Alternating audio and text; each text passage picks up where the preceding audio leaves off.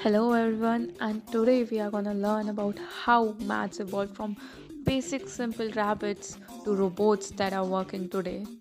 Alright, let's dive right in. Today we are gonna go on a pretty long journey from breeding rabbits all the way to complex robotics to see how a simple math puzzle from way back in the 13th century actually holds the key to predicting the future. You might be asking yourself, really? Rabbits? How on earth can a puzzle about breeding rabbits can unlock the behavior of these huge complicated systems we have today? Well, as we are about to see, it's because deep down their mathematical DNA is pretty much the same. Okay, so picture this. The puzzle was first dreamed by the Leonardo of Pisa. You probably know him as Fibonacci. The rules are pretty simple. There's a pair of rabbits, a male and a female, and you put them on an island. Now, for the first month, they are too young to breed. But once they are 2 months old, they produce a brand new pair of rabbits every single month after that. Let's just track the number of pairs together. So, for the first month, we have our original pair, that's 1. Month 2, they are still not enough to breed, so we still have 1 pair.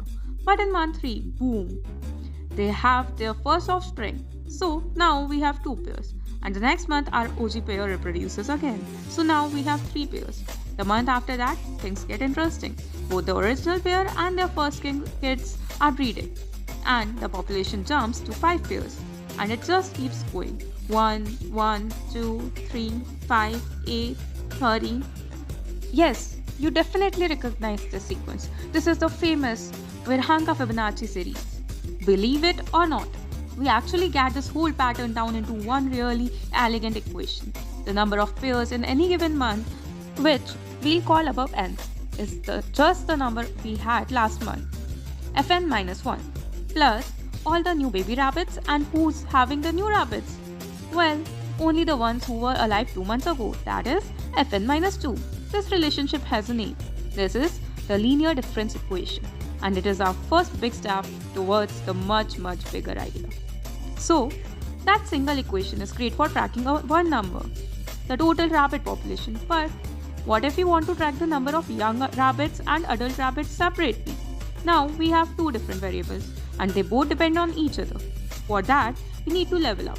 We need a more powerful tool. We need the language of matrices. This little formula lets us model pretty much any linear system that changes in steps. Here, W is basically a snapshot of our system. It's a list of numbers called a vector that describes the whole state of things in one moment of time. So, for our rabbits, it could be something like number of adult pairs, number of young pairs. The state tomorrow, Wn plus 1, is what you get when you multiply the state today, Wn, with a special matrix A. Think of A as the engine. It's a rule book. It has all the rules as to how the system changes from one state to the next. And this right here brings us to the absolute core question of this whole explained here. If we know the rules, if we know that matrix A, can we actually predict what's gonna happen to the system way down the line? Is it gonna grow forever? Is it gonna settle down and find a balance? Or is it just gonna collapse? Turns out, there are only 2 possible fates for any system like this. A stable system is the one that eventually just chills out. It approaches some kind of fixed point, an equilibrium. An unstable system, on the other hand, is one that just keeps growing, either exploding out towards infinity or dwindling down to zero. So, the multi-million-dollar question is, how do we know which path our system is gonna take?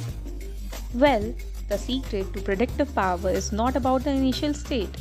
It's not about where you start. It's baked right into the DNA of the system itself.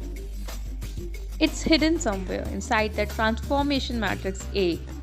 The answer lies in a set of special kind of magical numbers that are hiding inside that matrix, and they have a name: eigenvalues.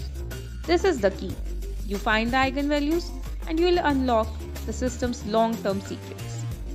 So what in the world are they? Mathematically speaking, eigenvalues, we use the Greek letter lambda. They are the characteristic roots of the matrix. Find them by solving this specific equation you see here.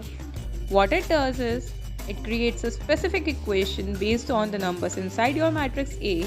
The solutions to this equation are the eigenvalues. They are fundamental, unchangeable properties of the matrix itself. And here is the magic rule. It's almost deceptively simple. Once you find all the eigenvalues, you just look at their size, their absolute magnitude. If the magnitude of every single one of them is less than 1, your system is stable. It's guaranteed to settle down. But if even one single value has a magnitude greater than 1, the system is unstable and it will grow without any limit. It is that simple and it is that powerful. Okay, cool. So that's the mathematical rule. But what does that actually mean? Are these just abstract numbers floating around? Or do they describe something, real about how the system works? This is where the intuition really starts to click. So imagine our matrix A is like a machine that takes all of space and just transforms it. It stretches it, shrinks it, rotates it. For any matrix, there are these special directions which are called eigenvectors. When you apply the matrix transformations, any vector pointing in these special directions, they don't get rotated. They only get stretched or shrunk. And the eigenvalue, lambda, that's the stretch vector. It tells you exactly how much the system expands or contracts along that special direction. So, the eigenvalues tell a really clear story. If it's bigger than 1, the system expands along that special direction of eigenvector. If it's between 0 and 1, then it contracts. And if it just happens to be negative, it does the same thing but it just flips the direction. So, that's the physical meaning behind our stability rule. An eigenvalue bigger than 1 means there's a direction in your system that is just fundamentally designed to grow. Now, time for a little reality check. For a simple 2x2 or 3x3 matrix, yeah, we can solve that A minus lambda I equation by hand. But what about a matrix that determines a real world system? We are talking about something that's a 100 by 100 or a million by million matrix. The pen and paper methods just completely fall apart. We need a different way, one that computers can actually do. And this is where a powerful algorithm called the PAR method comes in. It's a fantastic way to find the single largest eigenvalue, which is usually the one we care about the most, because it is the one that will dominate the whole system's behavior. The idea is simple. You start with a total random guess for a vector, then you just repeatedly multiply that vector by the matrix A. After each multiplication, you normalize it, which is just a fancy way of saying you scale it back down till its length is 1. If you do this over and over, something amazing happens.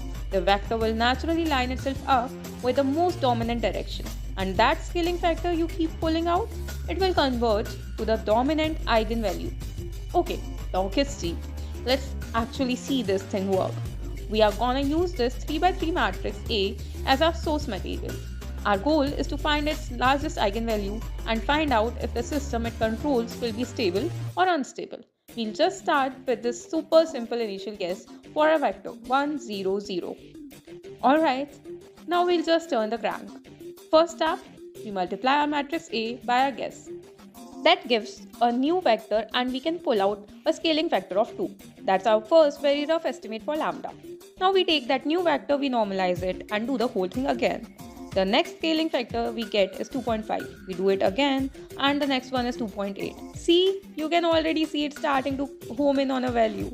We just let this whole process run for a few more steps. And as you can see, the scaling factor, our estimate for lambda, it quickly converges. After 6 steps, it is totally stabilized at a value of 3.41. And that's it. We found it. That is the dominant eigenvalue of our matrix. So, what does this number 3.41 tell us? Well, remember our golden rule. The size of the eigenvalue is 3.41, which is obviously greater than 1. And that means any system governed by this matrix is fundamentally unstable. It has a built-in undeniable tendency to expand and grow over time. And just like that, our journey comes in a full circle. We started with a simple kind of quaint puzzle about rabbits, but by reframing it in the language of matrices, we ended up uncovering this deep concept of eigenvalues.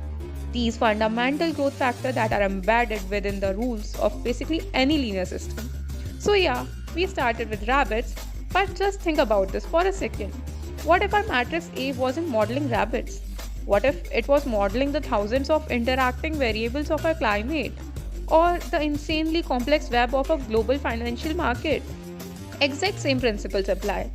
Finding those eigenvalues could reveal fundamental truths about their stability, their growth, and their potential of collapse. That's the real power of this idea, and that's definitely something to think about.